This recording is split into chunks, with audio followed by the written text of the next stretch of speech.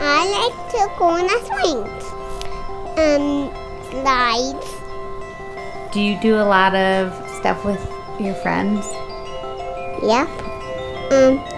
I sing with them, and I play with them, and I play with my ball with them.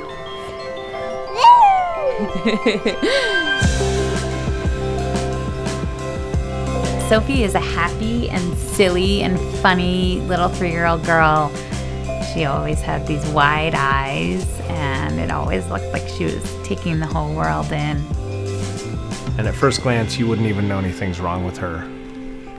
It takes studying her genetic makeup to understand how severe and how frightening her future looks right now. The day we received her diagnosis, it was the scariest and worst day of our lives. We heard a couple doctors say words that you never want to hear as a parent, which was, "I've never seen this before." Sophie was diagnosed with MCTO, which stands for multicentric carpotarsal osteolysis syndrome. She's one of 30 known cases in the whole world. There's no known cure or treatment. Basically, you just are given a really bad prognosis of what's going to happen in the next few years with her body.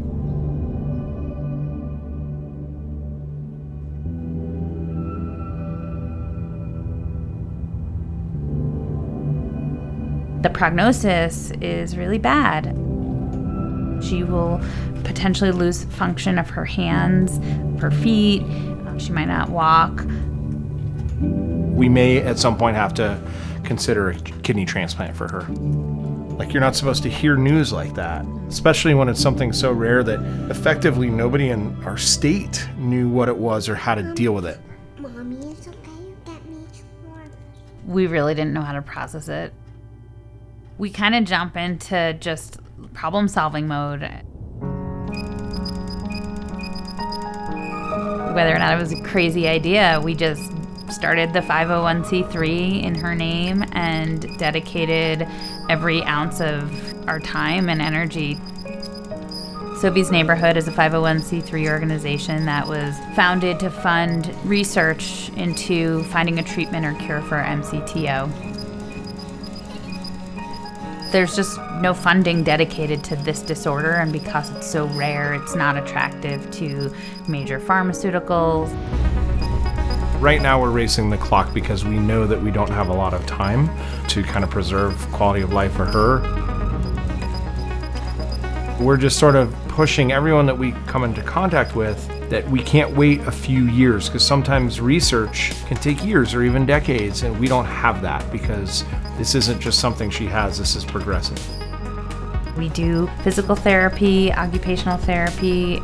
She wears braces on her hands and her feet. She has medications that she takes every day. It's just to treat the symptoms or to slow down the progression of her disease, but none of it actually cures it.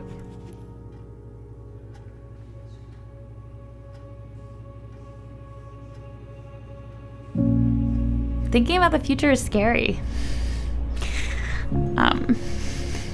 I think every parent just wants the best for their kid. My hope, honestly, is just that she stays happy and the sweet girl that she is, because she has a spark.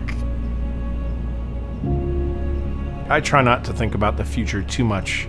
The only way to keep sane is to just be with her in the present and live day to day. And after we put her to bed every night, that's when we kind of get to work on our computers and try to figure out how to find a cure for her. The doctor is a patient.